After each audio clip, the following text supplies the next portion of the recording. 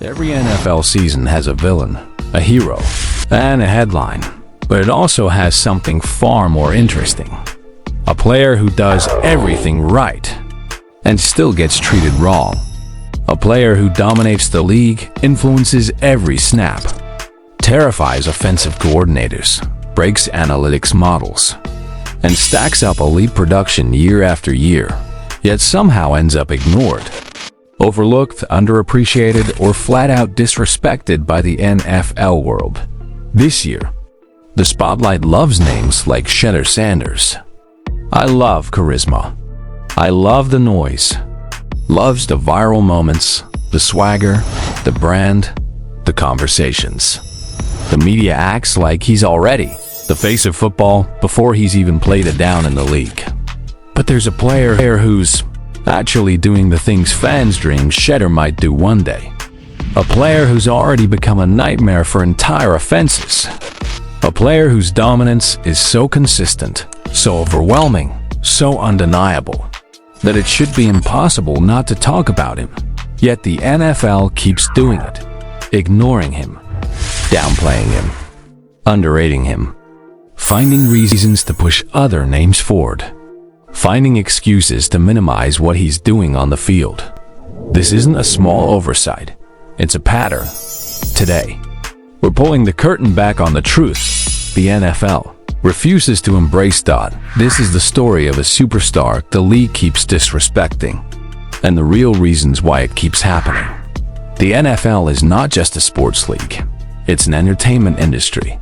And because of that, the spotlight doesn't always fall where it should.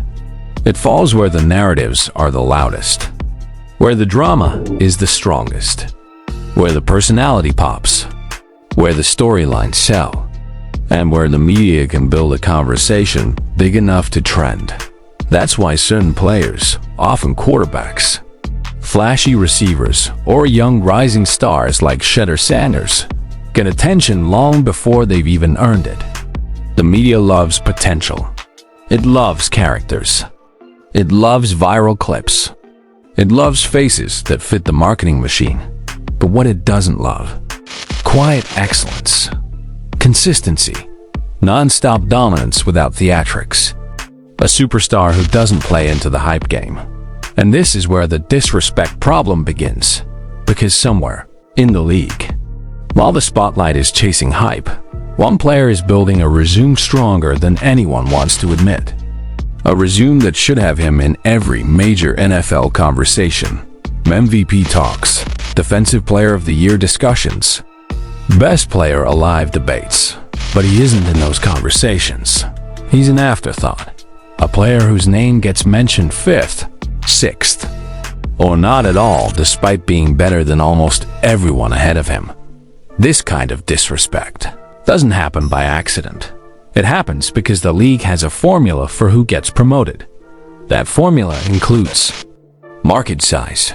Bigger cities equals more coverage. Media personality. Bold players get the mic. Marketability. Players with brands get pushed. Social presence. The internet decides who trends. Narrative value. Stories matter more than stats. Now ask yourself, does Myles Garrett check any of these boxes in the way the league wants? No. He doesn't talk trash publicly. He doesn't force storylines. He doesn't chase attention. He doesn't create weekly drama. He just dominates. He dominates quietly. He dominates relentlessly. He dominates so consistently that people become numb to it. And that's what disrespect is built on. Consistency creates invisibility. Fans don't notice a superstar when he's great every week. They only notice greatness when it comes with entertainment, personality, or controversy. The NFL is built around who's fun to talk about, not who's the best. Myles Garrett, he's not fun for debate segments. He ends debates. He destroys arguments instead of creating them. But now, the league can't hide behind marketing formulas or highlight biases anymore. The numbers are too big. The impact is too real. The film is too undeniable. And the disrespect, it's becoming too obvious to ignore. Impact. And in a football world obsessed with narratives, Myles Garrett is the definition of a superstar, overshadowed by storylines that have nothing to do with the game he's mastered. Now let's step into the evidence to understand Myles Garrett's disrespect. You have to compare him to someone who represents the opposite. Experience, someone like Shedeur Sanders. Shedeur is a spotlight magnet. He breathes and the internet reacts. Entire shows are built around discussing his talent, his potential, his personality, his family, his every move. Whether he is great or struggling, the conversation is guaranteed. He is a walking storyline, and in modern football, storylines are more valuable than stats. But when you put Shedeur's attention next to Myles Garrett's production, the imbalance becomes impossible to ignore, because Myles Garrett is not just good. He's not just elite. He is historically dominant. Let's start with the basics. Year after year, Garrett ranks among the league leaders in sacks, pressures, hurries, and disruption plays. Even when facing constant double teams, he produces like he's facing one-on-one matchups. His win rate, the percentage of plays he beats his blocker, is regularly the highest in the league. He affects the game on every snap. Even plays that don't show up on the stat sheet. Offensive coordinators don't just plan for Myles Garrett. They revolve their entire game plans around stopping him. He's the nightmare coaches see when they close their eyes. He's the player offensive lines practice specifically for. Every team that plays Cleveland knows one thing. If Garrett takes over, the game is over. But here's the problem. The casual fan doesn't see pressures. They don't see pocket collapse. They don't see rerouted throws or forced audibles or disrupted timing. They only see sacks, and even then, they barely appreciate what goes into them. But they do see Shedeur Sanders. They see his highlights, his clips, his media segments, his trending posts. That's the difference. Garrett dominates games. Shedeur dominates the internet. Now let's get into the disrespect. Every year, Myles Garrett is quietly having a Defensive Player of the Year level season. Yet he's constantly overlooked in favor of flashier names or more media-friendly narratives. Analysts talk about best defenders and somehow forget him. Rankings leave him behind players with less impact. Fans argue for guys whose highlight tapes are more exciting but whose actual performance is far less consistent. It's outrageous. Even when Garrett won Defensive Player of the Year, many media personalities downplayed it. Some said he didn't deserve it. Others gave more credit to his teammates or scheme. People kept searching for reasons to diminish him, as if accepting his greatness was uncomfortable. Why? Because Garrett is proof. Not potential. Not a promise. Not projections. Proof. And proof is boring for people who love narratives more than football. But now the conversation changes. Because the evidence is undeniable. Because Shedeur Sanders' spotlight has exposed the imbalance in football attention. Because the hype around potential has made the silence around greatness impossible to ignore. And because Myles Garrett is exactly what the phrase most disrespected superstar was made for.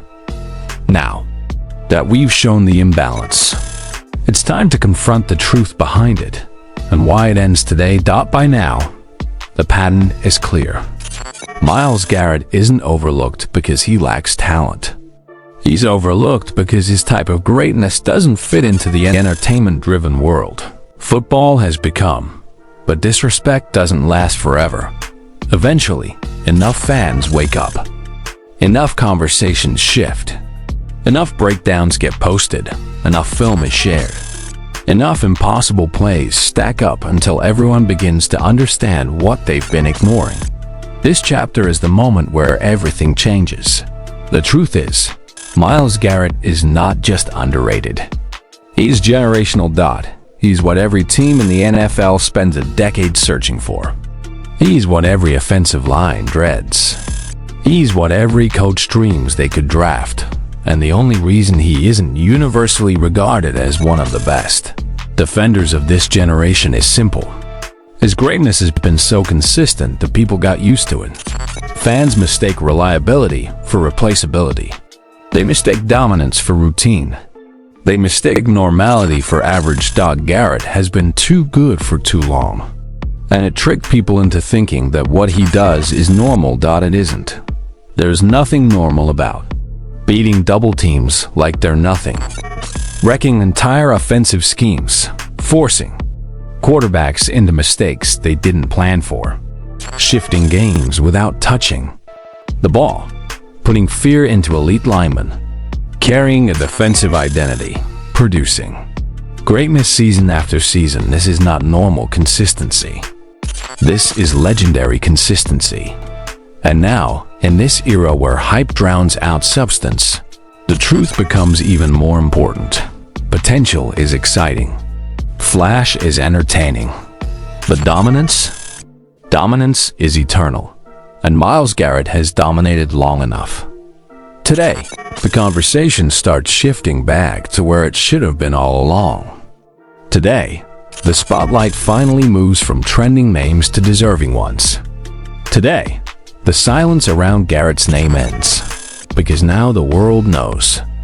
Myles Garrett is not just a great player. He is the most disrespected superstar in the NFL, and one of the greatest defenders of this entire era.